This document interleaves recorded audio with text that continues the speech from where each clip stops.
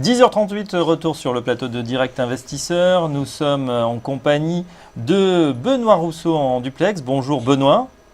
Bonjour Fabrice. Le fondateur du blog Enlil, avec qui vous pouvez suivre tous les jours et pas à pas les stratégies de scalping, un trading extrêmement court dans le temps, parfois quelques secondes ou quelques minutes. Benoît, vous allez nous détailler tout ça dans un marché qui décidément ne veut pas baisser, ni sur le CAC, ni sur les DAX. Quelle est votre stratégie pour ces indices ce matin ? Oui, alors effectivement, Fabrice, on ne veut pas baisser, hein, mais on baissera un jour, hein, il ne faut pas désespérer. En bourse, on finit toujours par baisser, c'est toujours beaucoup plus violent. Là, on entame notre neuvième semaine quasiment de hausse. Et comme je l'ai dit hier, c'est arrivé 3 fois ces 20 dernières années. Donc on est vraiment dans l'ordre de l'exceptionnel à l'heure actuelle. J'ai une question par rapport à cette statistique.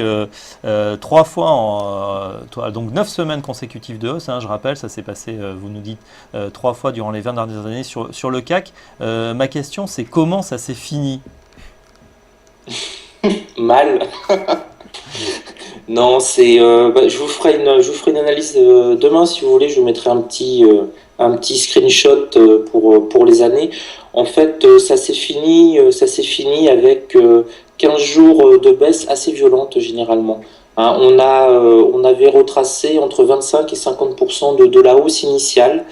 Donc là, comme on a monté à peu près de 18 à 20%, si on avait la même logique statistique, on pourrait baisser peut-être de 10%, de 8 à 10%. Ce serait, entre guillemets, un retour à la normale. Mais comme c'est une série, on a que seulement 3 ou 4 exemples sur une vingtaine d'années, on est quand même dans une zone totalement inconnue. C'est ça aussi qui est extrêmement passionnant en bourse. C'est que j'ai 40 ans et j'espère encore trader jusqu'à 90 ans si la santé est là. Et je sais que les 50 prochaines années, je vais vivre des moments totalement différents. Et là, on a par exemple le premier QE européen vraiment violent de l'histoire. Donc c'est ça qui est passionnant en bourse. Hein. C'est pas juste acheter et vendre de l'argent, c'est une compréhension macroéconomique du monde qui nous entoure. Et c'est comprendre le monde, hein, tout simplement. Alors avant de parler des 50 prochaines années que je vous souhaite, hein, Benoît est en pleine forme, on va se reconnecter au marché intraday. Oui. Pour la journée, voilà, qu'est-ce qu'on fait déjà ? À chaque jour suffit sa peine. Exactement. Alors là, ce qui m'intéresse sur le CAC 40, c'est qu'on est actuellement sur le point bas d'hier. Hein, là, je vous ai mis la journée sur 48 heures. Hier, on a été dans un range extrêmement étroit sur le CAC 40, 4920, point bas. Ce que vous pouvez voir ici dès l'ouverture, 9h, on a été testé à 9h, 9h30. On a échoué sur 4950, alors quasiment 4 fois d'affilée, donc on a vraiment un beau barrage à 4950. Et là, tout l'intérêt, c'est qu'on revient sur le point bas d'hier. Donc si on a une cassure, on pourra aller directement vers les 4900, qui est le S2 journalier. Donc là, je me mets en embuscade pour acheter pour un rebond sur la S2 journalière. Et là, à 4920, j'ai pris pour tenter ce rebond-là. Donc là, on monte, on a pris 4 points, 5 points. Donc là, actuellement, je suis sur ce rebond-là. Je suis rentré à 4920, on est à 4925. Alors là, Benoît, je vais mettre un stop à 4923. Benoît, c'était un ordre que vous aviez entré en carnet, Voilà. qui s'est exécuté. Oui, je suis rentré. Pardon ? C'est un ordre que vous aviez entré en carnet sur la S1 journalière, comme on a vu sur votre graphique, ou que. Voilà, oui, j'ai la S1 journalière à 4918-19. Je suis rentré à 4920. Là, j'ai mis mon stop. Je vais vous zoomer un tout petit peu. Hein. C'est un ordre, voilà. Donc, je suis rentré à ce niveau-là, sur le début du rebond. J'ai un stop à 4923, donc exactement à ce niveau-là. Ça veut dire que si on revient sur ce niveau-là, bon, j'aurais gagné 3 points. Et je laisse un peu la chance au produit, parce que là, on est à 4925. Donc, c'est une zone où on risque de stagner, mais on peut peut-être essayer d'aller rejoindre le point pivot hebdomadaire à 4930, parce qu'il serait un peu l'objectif idéal pour mon petit coup en intraday. Ça ferait 10 points. J'ai 3 points d'assuré, j'en tente 10. Donc, on va voir ce que ça donne. Là, maintenant, à la limite, il n'y a plus vraiment besoin de surveiller. Et donc c'est ça qui est intéressant aujourd'hui, c'est qu'on a vraiment un range extrêmement étroit, 4920, et je vois quand même un signe de faiblesse sur le CAC 40 légèrement, puisque pour l'instant, bon, il est que 10h45, on n'a pas été revoir les 4950. On n'a pas réussi à remonter sur les plus hauts de la journée d'hier. On a fait un 4940 pile à l'ouverture et depuis, on est plutôt dans la zone basse. Donc, on n'a pas une grosse forme là pour l'instant sur les indices. Et sur Ouais, le DAX, effectivement. Alors justement, donc vous disiez indicateur, CAC borné 4920, 4950. On remarque quand même qu'on a lâché. On était tout près des 5000 points la semaine dernière. On semble les avoir lâchés. Du côté du DAX, est-ce qu'on est dans la même configuration, c'est-à-dire qu'on lâche un petit peu de l'est? oui, alors on lâche un tout petit peu de l'est sur le DAX. C'est très léger. On a lâché à peu près par rapport au plus haut d'hier qui était à 21h. On a dépassé légèrement sur futur les 11 600. On lâche 50-60 points. Le DAX a quand même beaucoup plus de mal à lâcher des points. Je vous mets la vision sur une semaine. On a eu un bon rebond sur 11 200 et depuis on a quand même du mal à lâcher.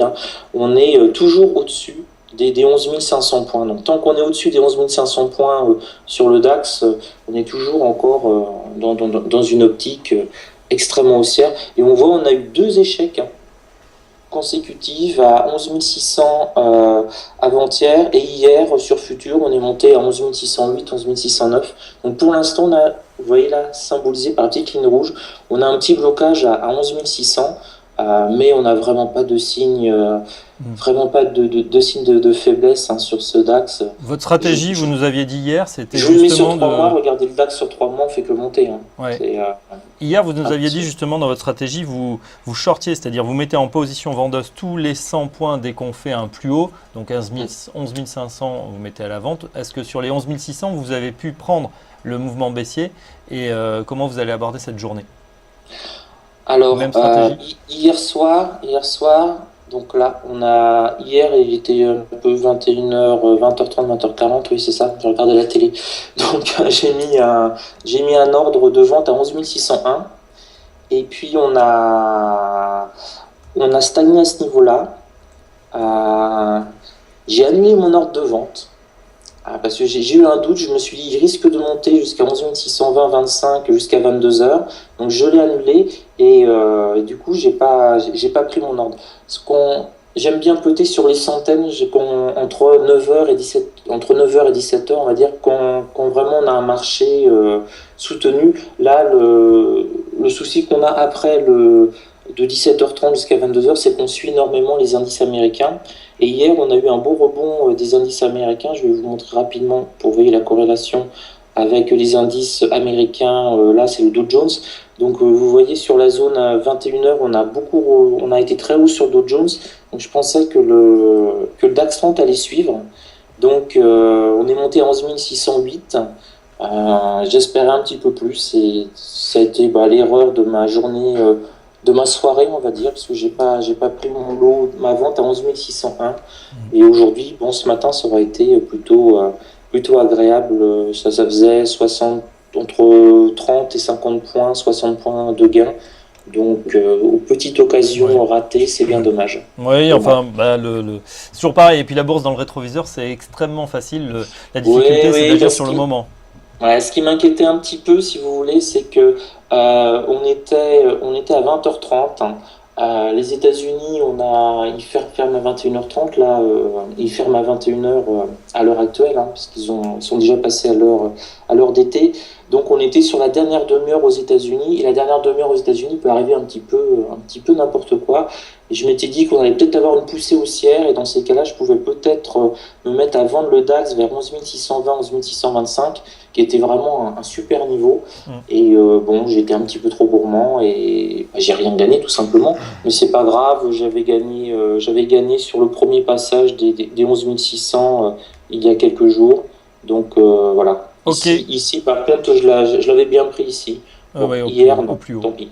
Eh ben, ça arrive. Merci Benoît et puis bon courage pour cette nouvelle journée de trading. Je rappelle Benoît Rousseau que vous êtes trader pour compte propre, fondateur du blog Andlil. On se retrouve demain pour de nouvelles aventures sur le CAC et le DAX. Une pause tout de suite.